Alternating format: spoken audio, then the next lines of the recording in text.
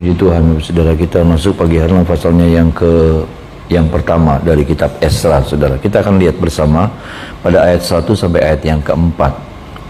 Bersama kita baca ayat 1 sampai ayat yang keempat. 1, 2, 3.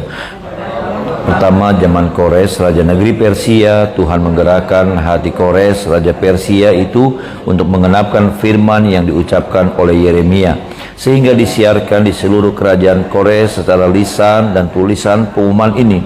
Beginilah perintah Kores, raja Persia: segala kerajaan di bumi telah dikaruniakan kepadaku oleh Tuhan Allah semesta langit. Ia menugaskan aku untuk mendirikan rumah baginya di Yerusalem yang terletak di Yehuda. Siapa di antara kamu termasuk umatnya, Allahnya menyertainya, biarlah ia berangkat pulang ke Yerusalem yang terletak di Yehuda dan mendirikan rumah Tuhan Allah Israel, yakni Allah yang diam di Yerusalem. Dan setiap orang yang tertinggal dimanapun ia ada sebagai pendatang harus disokong oleh penduduk setempat dengan perak dan emas, harta benda dan ternak, di samping persembahan sukarela bagi rumah Allah yang ada di Yerusalem. Amin. Saudara, kita melihat bagaimana pasal atau kitab Esra sudah menceritakan tentang bagaimana yang berkuasa itu adalah Raja Persia, yaitu Raja Kores. Kita tahu bersama bahwa Israel itu dikepungnya waktu dulu oleh Babel, saudara, ya, oleh Babel, oleh Raja Babel, Raja Nebukadnezar. Lalu kemudian mereka dibuang, ya saudara, mereka dibuang ke Babel, mereka ditawan di Babel, saudara, mereka diperbudak di Babel. Lalu kemudian kita melihat selanjutnya cerita ini, ya, bagaimana kemudian sekarang Raja Kores yang memerintah, Raja Kores yang berkuasa, ya saudara, Raja Persia, saudaraku. Yang saya bayangkan begini, Bapak Ibu Saudara, ketika mereka ada di Babel, ya, orang-orang Israel ini ada di Babel, betul mereka tidak nyaman, ya, betul mereka diperbudak. Tetapi dalam situasi yang lain tidak terlalu parah, saudara. Ya, tidak terlalu parah. Mereka bisa hidup dengan cukup baik. Ya, mereka bisa hidup menjalankan hidup. Perbudakan yang ada di Babel yang saya lihat, saudara, yang saya lihat tidak seperti yang terjadi di Mesir waktu Israel diperbudak di Mesir pada zaman Musa, ya saudara. Tidak terlalu. Jadi yang saya bayangkan, saudara, ya, tolong perhatikan supaya saudara bisa mengerti. Mereka diperbudak, tetapi kondisi mereka lumayanlah, saudara. Mereka susah, ya, mereka juga menderita, tapi tidak terlalu menderita. Ya, orang-orang Babel tidak terlalu kejam menekan mereka. Tetapi di satu sisi, di satu hari mereka dikejutkan dengan sebuah berita begini, bahwa ada satu bangsa yang akan menyerang, gitu. Ada satu bangsa yang akan menyerang Babel, yaitu kerajaan Persia, ya saudara. Kerajaan Persia. Mereka sudah cukup nyaman dengan keadaan itu, ya. Mereka sudah cukup nyaman dengan situasi keadaan yang ada di tengah-tengah Babel. Tapi kemudian dikejutkan mereka dengan sebuah berita Persia akan menyerang. Saudara, coba menghadirkan diri kita ada di tengah-tengah mereka seperti orang-orang Israel ini. Ya. Dengan segala kegalauan, kebingungan mereka, saudara, karena mereka berpikir, aduh, ada lagi. Mereka menghadapi satu keadaan yang tidak pasti lagi. Saat itu memang mereka tidak senang, tidak nyaman, ya saudara. Tapi paling tidak nggak terlalu menderita. Tapi mereka bayangkan begini, nanti kalau Persia datang, hancurin Babel, aduh, kayak apa nasib kami? Nanti kayak apa kehidupan kami lagi? Udah seperti ini, nanti semakin nggak jelas lagi. Ya, saya membayangkannya seperti itu. Ya, mereka berpikir Persia masuk, dan kalau sampai Babel dikalahkan, maka ya udah, hancur lagi hidup mereka, tambah hancur lagi, tambah menderita lagi hidup mereka. Ya, namanya juga budak, saudara. Budak, ya saudara, budak, bangsa yang memperbudaknya direbut lagi, ya sudah habis. Tapi yang saya mau bilang begini, Bapak Ibu Saudara, ya, dari apa yang saya lihat, Keindahan itu seringkali muncul dari ketidakbaikan. Bisa bilang amin, saudara. Keindahan itu seringkali muncul dari situasi yang tidak baik yang terjadi. Itu yang saya lihat. Dan bagaimana kemudian kisah ini, cerita ini, saudaraku, di luar perkiraan orang-orang Israel. Bagaimana kemudian Raja Persia, Raja Kores, saudaraku, ambil inisiatif. Dia bilang, Tuhan menyuruh saya. Ya, Tuhan menyuruh saya untuk membangun bait Allah. Dan orang-orang yang tergerak hatinya, sana pulang, nanti saya modalin. Itu kan di luar akal manusia. Itu kan di luar perkiraan. Dan saya mau bilang begini, saudara, ada banyak hal-hal yang di luar perkiraan kita, ya, yang Tuhan bisa buat untuk saya dan saudara. Ada amin, saudaraku. Ada hal-hal yang di luar, ya, perkiraan kita, dugaan kita, yang Tuhan mau buat dalam hidup saya dan saudara. Dan itu terjadinya seringkali dari apa? Dari ketidakbaikan yang kita alami. Saya pikir seperti itu. Orang-orang Israel tambah frustasi mereka, tambah hilang pengharapan mereka. Karena apa? Karena situasi itu. Mereka ada di Babel jadi budak, Babel mau diserang sama Persia dan kalah pula, saudara. Mungkin mereka berharap begini, Tuhan tolong, Tuhan biarlah Babel yang menang gitu. Tuhan tolong supaya Babel yang menang, jangan biarkan Babel kalah. Tapi tidak. Ternyata Babel dikalahkan. Ya. Dan tambah hopeless mereka, tambah nggak punya pengharapan mereka. Tapi ternyata lewat ketidakbaikan itu, Allah memunculkan keindahan di tengah-tengah mereka. Ada amin, saudaraku. Sama, saya mau bilang, kadang saudara, kadang kita bilang begini, sudah susah, Tuhan izinkan lagi kesusahan yang baru datang. Sudah dalam pergumulan, ada pergumulan yang baru, yang lain lagi, yang lebih berat lagi datang. Yuk sama-sama kita izinkan Tuhan menyatakan rencananya yang indah buat saya dan saudara. Ada amin, saudara. Karena kadang-kala kita tidak mengizinkan Tuhan, saudara, Tuhan untuk bekerja dalam hidup kita. Kita menolak. Kita sudah antipati dulu dengan semua yang Tuhan sedang kerjakan di sekitar kita. Kita sudah meresponi dengan negatif, dengan respon yang negatif, menggerutu, semakin mengeluh, berkata-kata yang tidak baik, saudara. Itulah kita, saya, saudara. Kita seringkali seperti itu. Kita sudah ada dalam pergumulan kesusahan, ada lagi kesusahan yang baru muncul. Tapi saya mau bilang begini, saudara. Sekali lagi, keindahan itu muncul dari ketidakbaikan yang seringkali Tuhan hadirkan dalam hidup saya dan saudara. Siapa yang nyangka hadirnya Persia, hadirnya Raja Kores mengubah mereka, nasib mereka. Ada amin, saudaraku. Bagaimana mereka bisa memprediksi, saudara? Yang mereka prediksi adalah apa? Tambah susah mereka, tambah menderita mereka. Tapi ternyata Kores punya hati yang sudah disentuh sama Tuhan. Saya nggak ngerti caranya Tuhan bagaimana, tapi Tuhan punya banyak cara. Ada amin, saudaraku. Bagi Tuhan tidak ada perkara yang mustahil. Saya nggak ngerti, saudara, saya nggak ngerti. Kores raja apa namanya? Raja yang tidak mengenal Tuhan. Tapi bagaimana kemudian dia berkata seperti ini, saudara? Ya, dia bilang, ia menugaskan aku untuk mendirikan rumah baginya di Yerusalem yang terletak di Yehuda. Siapa di antara kamu termasuk umatnya, Allahnya menyertainya. Biarlah ia berangkat pulang ke Yerusalem yang terletak di Yehuda.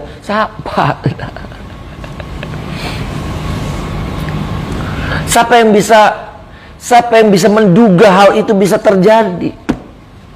Siapa yang bisa menyangka bahwa situasi itu bisa berubah sedemikian rupa? Yang bilang, Allah bisa buat apa saja buat saya dan saudara. Izinkan dia bekerja seperti yang dia mau. Ada amin, saudara. Izinkan bahwa kita sudah dengar seringkali bahwa rancangan Allah itu bukan rancangan kecelakaan, tapi hari depan yang penuh dengan harapan. Ada amin, saudara. Setiap geraknya, setiap perbuatannya itu selalu tujuannya kebaikan.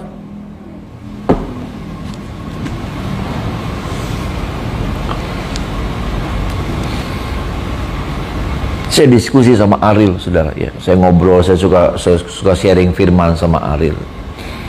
Saudara suka lihat nggak bahwa ada satu saat ya Tuhan dikesel sama Israel. Tuhan kesel sama Israel.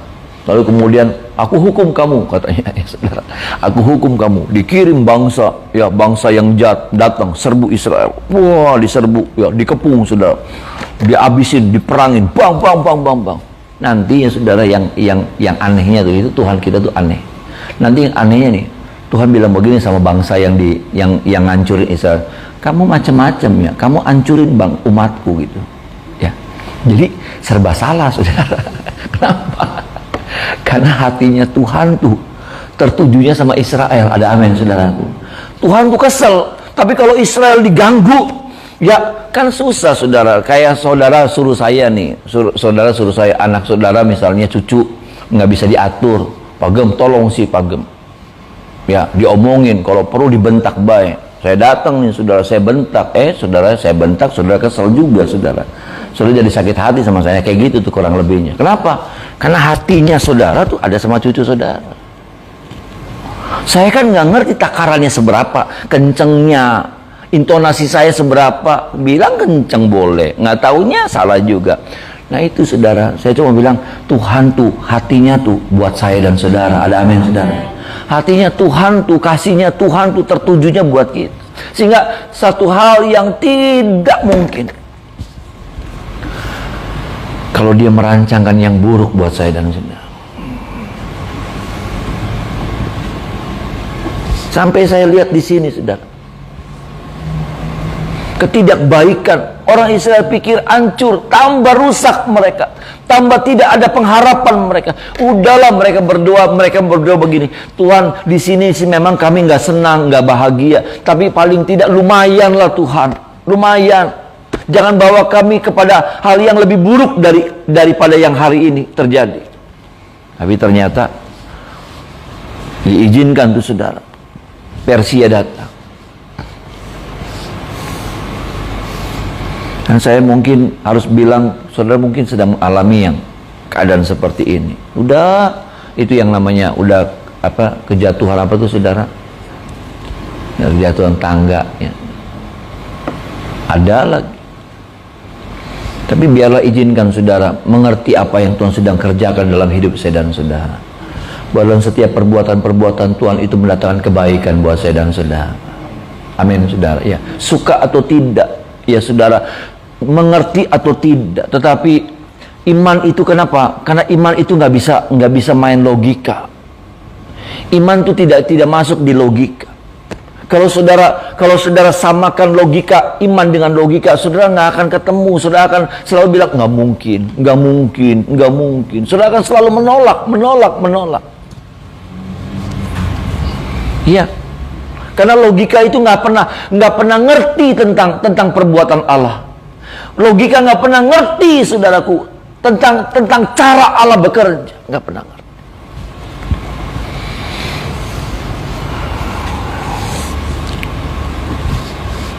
Tetapi itu, saudara, yang saya lihat bagaimana Tuhan sudah jamah hatinya, siapa saudaraku, ya, Raja Persia, Raja Kores, sampai mereka diizinkan beberapa orang pulang untuk mempersiapkan, saudara, memperbaiki bait Allah. Nanti di zaman ini juga, ya saudara, orang-orang Israel itu dikembalikan, suruh pulang.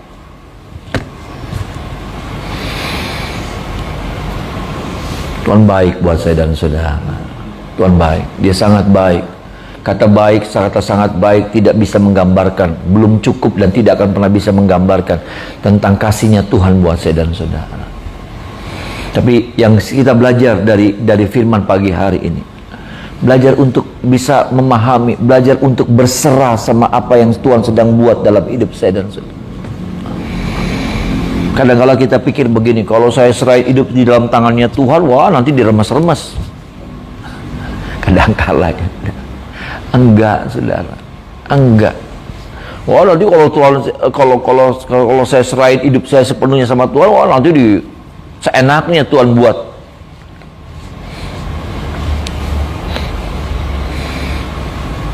Dia melakukan yang apa ya? Dia melakukan sesuatu yang terbaik buat saya dan saudara. Yang saya pernah katakan dan sering kali saya katakan, dia tuh maestro ulung. Setiap kali kalau dia mau buat sesuatu nih, saudara, dia tuh nggak pernah buat asal-asalan. Pelukis, pematung, saudara, dia kalau buat tuh nggak asal-asalan, nggak cuman enggak. Kalaupun karyanya karya yang biasa, itu punya nilai. Saya beli ada satu lukisan, saudara, sketch. Lukisan itu ada yang lukisan, tapi ada yang sketch. Sketch tuh pakai pulpen atau bisa pakai pensil sketch. Ada pelukis yang kalau gambar, kalau dia mau gambar apa, ya sudah dia sketch dulu. Ya, nanti sketch kurang lebih begini, nanti dia tuangin di gambar di itu aslinya. Sketchnya aja mahal, sudah. Sketchnya aja tuh mahal. Ada pelukis yang sketch, ya sudah sketch aja. Itu sketchnya tuh, saudara, kalau dilelang rebutan tuh puluhan juta. Sketchnya doang. Enggak, saya sih cuma gambarin aja ya, saudara, bahwa dia tuh Tuhan kita tuh Tuhan yang hebat dan luar biasa, saudara. Ada amin, saudara. Yang karyanya tuh nggak pernah murahan. Bukan murahan. Jadi kalau setiap kali dia menyentuh hidup kita, tangannya menyentuh hidup kita, pasti dia buat kita jadi sesuatu yang luar biasa. Ada amin, saudara. Ini bagian yang pertama. Bagian yang kedua, ayatnya yang ke-7 ya, saudara. Ayat yang ke-7 sampai ayatnya yang ke-11. Sama-sama kita baca ayat 7 sampai 11. 1, 2, 3. Pula Raja Kores menyuruh mengeluarkan perlengkapan rumah Tuhan yang telah diangkut Nebukadnezar dari Yerusalem dan yang ditaruhnya di dalam kuil Allahnya. Kores, Raja Persia itu menyuruh mengeluarkan semuanya itu di bawah pengawasan Mitredat, bendahara raja, yang menghitung seluruhnya bagi Sesbasar, pembesar di Yehuda. Inilah daftarnya: 30 bokor emas, 1000 bokor perak, 29 pisau, 30 piala emas, pula 410 piala perak, 1000 buah barang-barang lain. Barang-barang emas dan perak itu seluruhnya berjumlah 5.400. Semuanya itu dibawa oleh Sesbasar sewaktu orang-orang buangan itu dibawa pulang dari negeri Babel ke Yerusalem. Saudara, ada waktu orang-orang ini, saudara, beberapa orang ini diizinkan pulang untuk pembangunan bait Allah, maka Kores juga mengizinkan barang-barang yang sudah diambil, dirampas sama Nebukadnezar waktu mereka dikalahkan sama Babel, kan, saudara, ya. Waktu mereka dikalahkan sama Babel, sekarang Babel menjadi milik daripada Raja Persia, maka ya dia juga yang punya wewenang untuk menahan atau mengeluarkan barang-barang itu. Dan Kores bilang, udah bawa ya barang-barang yang tadi sudah direbut, barang-barang di dalam bait Allah ya, saudara, yang dibuat sama Daud, yang dibuat sama Salomo, dikembalikan. Tetapi yang saya mau bilang begini, menyusutnya banyak. Jumlahnya, saudara, yang dibawa itu luar biasa banyak. Tapi waktu dikembalikan, waktu itu kembali, jumlahnya sangat sedikit. Baik perisai, bokor-bokor, apalah semua. Jumlahnya sangat sedikit, sangat menyusut. Bayangkan, saudaraku, tontonan emas Salomo bikin itu, sudah perkakas-perkakas bait Allah, semuanya itu semuanya tontonan, saudara. Ya, bertonton emas. Ya. Nah, sekarang jumlahnya hanya tinggal sedikit saja. Terjadi penyusutan. Saya pikir hidup kita nih nggak suka yang namanya dengan kata ini. Kita nggak suka. Susut, kita nggak suka. Iya kan saudara? Saya nggak suka tuh kalau bicara tentang penyusutan tuh saya nggak suka. Saudara juga pasti nggak suka dengan yang namanya penyusutan, susut. Ya, susut tuh berkurang. Ya, susut tuh berkurang. Susut tuh mengecil. Yang tadinya besar jadi mengecil. Yang tadinya banyak jadi sedikit. Itu susut, menyusut, penyusutan. Dan saya lihat begini, apa sih yang membuat mereka mengalami yang namanya penyusutan? Dari yang banyak jadi berkurang. Saudara harus ingat saudaraku, penyebab Israel dibuang ke Babel ya 70 tahun. Ya. Apa sih saudara penyebabnya? Mengapa Tuhan izinkan Babel serang dan bawa mereka diperbudak di Babel selama 70 tahun? Apa yang jadi penyebabnya saudara? Firman Tuhan bilang begini, karena mereka melalaikan tahun-tahun Sabat. Sebanyak berapa kali? 70. Jadi tahun Sabat nih begini saudara. Tahun Sabat ya saudara. Tahun Sabat nih. Tahun pertama, tahun kedua, tahun ketiga, tahun keempat, tahun kelima, tahun keenam, tahun ketujuh. Nah itu mereka nggak boleh olah ladang mereka, sawah mereka, kebun mereka. Mereka nggak boleh bekerja. Mereka mesti biarkan. Ya, itu 1 tahun. Nanti dihitung lagi. Setelah itu dihitung lagi dari pertama lagi. 1, 2, 3 dilalaikan lagi. 70 kali. Sampai akhirnya Tuhan harus buang mereka selama 70 tahun.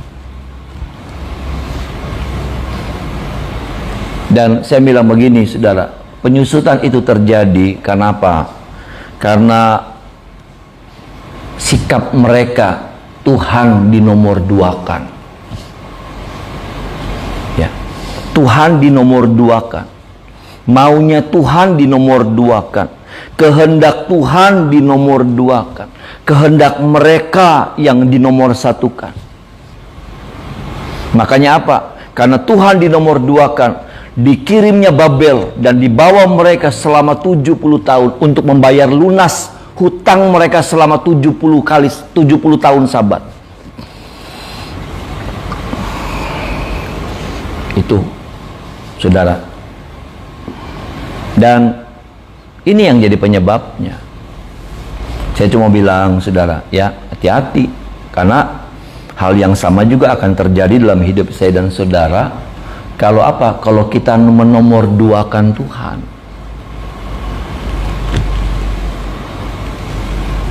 Makanya firman Tuhan berani bilang begini, carilah dahulu kerajaan Allah serta kebenarannya, maka semuanya itu akan ditambahkan kepadamu. Ada amin saudara. No, Tuhan dinomorsatukan. Beribadahlah kamu kepada Tuhan, maka aku akan memberkati rotimu, airmu, dan aku akan melalukan penyakit daripada. Menomorsatukan tuh.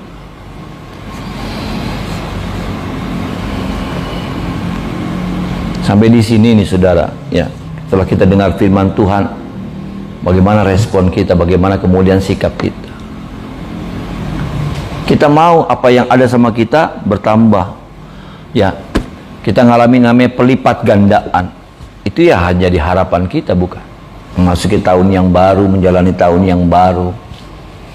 Kita rindu supaya terjadi pelipat gandaan. Puji Tuhan, multiplikasi. Puji Tuhan, nggak salah. Tapi yuk sama-sama saudara, lihat lagi hubungan kita sama Tuhan, ketaatan kita sama Tuhan, urusan kita sama Tuhan. Tuhan sudah nomor berapa dalam hidup kita? Tuhan jadi nomor berapa dalam hidup kita? Kalau dia masih jadi nomor 2 dalam hidup kita, maka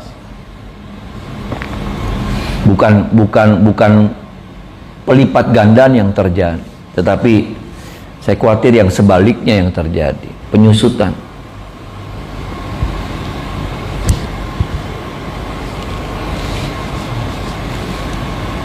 Israel begitu saudara. Israel tidak anggap, tidak peduli. Kenapa? Karena nggak cukup. Padahal saudaraku, kalau sudah lihat tentang hukum tahun Sabat, Tuhan bilang begini, nanti pada tahun yang ke-6 katanya, aku akan memberkati berlipat kali ganda supaya hasil di tahun ke-6 kamu masih bisa makan sampai di tahun kedua, bahkan sampai tahun ketiga. Artinya begini, kelimpahan itu terjadi di tahun yang ke-6. Tuhan sudah menyediakan. Artinya begini, kalau Tuhan perintahkan kita, di situ sudah tersedia berkat. Ada amin, saudaraku? Di situ sudah tersedia berkat. Di tahun ke-6 sudah aku limpahkan berkat itu. Mereka nikmati nih saudara, tahun ke-6 limpah betul, saudara, limpah hasilnya berlipat kali ganda. Tujuan Tuhan supaya sampai di tahun ke-3, saudara, kalau sudah tidak salah ya saudara, sampai tahun kedua atau tahun ketiga ya saudara, kan tahun ke-7 selesai, mulai lagi 1, 2, 3 gitu.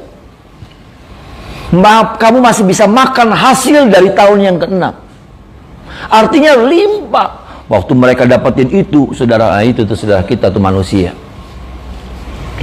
Apa gelojonya, apa namanya, rakusnya, hawa nafsunya tuh nggak bisa kebendung.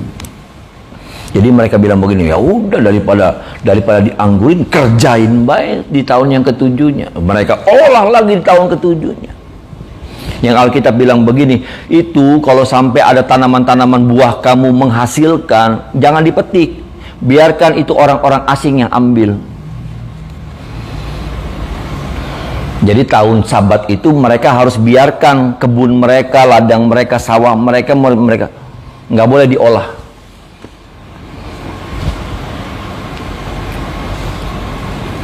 Makanya saudaraku, kita akan menomorduakan Tuhan karena urusan apa?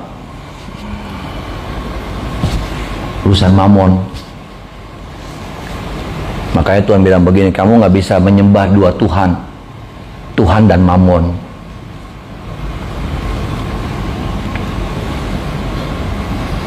Ini Bapak Ibu Saudara, ya, mereka terjebak di situ.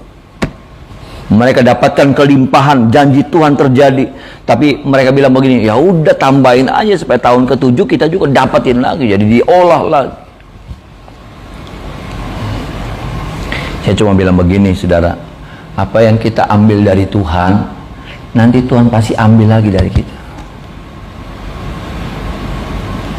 Betul. Apa yang kita ambil dari Tuhan, yang harusnya itu jadi haknya Tuhan, nanti Tuhan akan ambil lagi dengan caranya Tuhan. Kalau saudara ambil bagiannya Tuhan nih saudara, maaf sekali. Kalau saudara ambil bagiannya Tuhan, nanti satu saat Tuhan, ya saudara, mending kalau Tuhan langsung ambil lagi bagiannya. Tapi yang saya takut saudara, Tuhan biarin sampai terus sampai menumpuk, nanti bayarnya tuh angel. Kayak bangsa Israel, mereka mesti bayar 70 tahun. Kalau mereka udah ditagih di tahun yang kelima, mending cuma 5 tahun. Tapi ini 70 tahun, satu generasi hilang.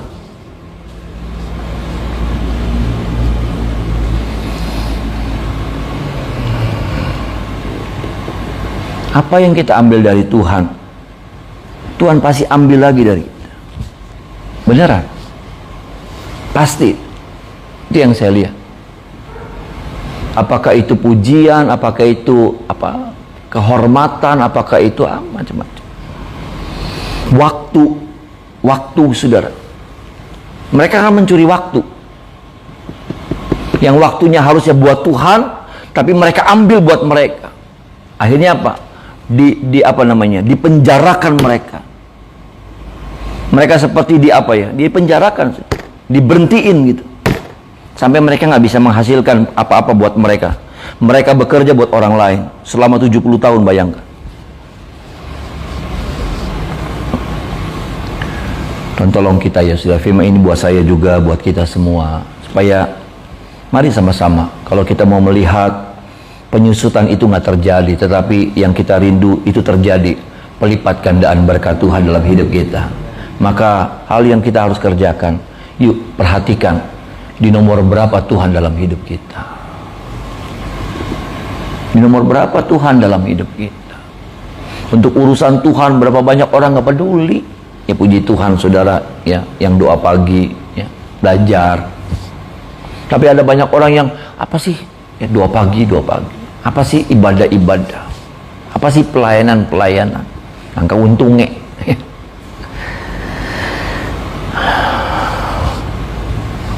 Yuk saudara, kerja boleh, tapi jangan lupakan Tuhan dalam hidup saudara. Bisnis, dagang boleh, disitulah Tuhan berkati saudara, tapi jangan lupakan Tuhan. Kenapa? Karena dari sanalah, dari dialah semua apa yang kita butuhkan itu berasal. Ada amin saudara. Apa yang kita butuhkan itu berasal dari dia. Amsal bilang begini, ya, susah payah tidak akan menambahinya. Ya, kekayaan itu berasal dari Tuhan, susah payah tidak akan menambahi. Amsal yang bilang, Amsal, saudara, kalau orang yang miskin yang nulis, ya kita nggak akan dengar, nggak usah dengar. Tapi yang nulis Amsal, Amsal itu siapa? Salomo yang nulis. Orang yang kayanya kaya banget.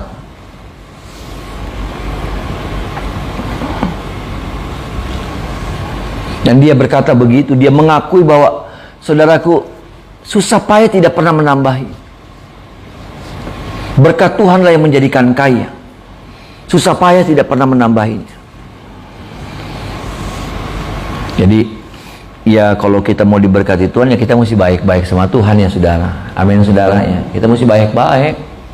Kita mesti baik-baik sama Tuhan. Kita mesti belajar bisa nyenengin hatinya Tuhan. Kita mesti bisa belajar ambil hatinya Tuhan.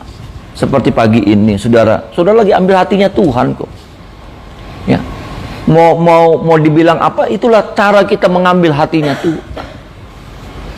Lewat pelayanan saudara, lewat persembahan saudara, lewat ibadah saudara, lewat persekutuan pribadi saudara dengan Tuhan. Saudara lagi ambil hatinya Tuhan. Supaya Tuhan berkenan, supaya Tuhan berkemurahan, supaya Tuhan memperhatikan kita. Tolong kita saudaraku ya, supaya firman ini menjadi sebuah pendorong buat saya dan saudara, supaya di hari-hari ke depan, dengan semua kesibukan, dengan semua urusan, dengan semua apapun yang coba menghambat kita, tapi kita mau belajar berkomitmen. Tuhan jadi nomor satu dalam hidup saya dan saudara. Tuhan jadi prioritas dalam hidup kita.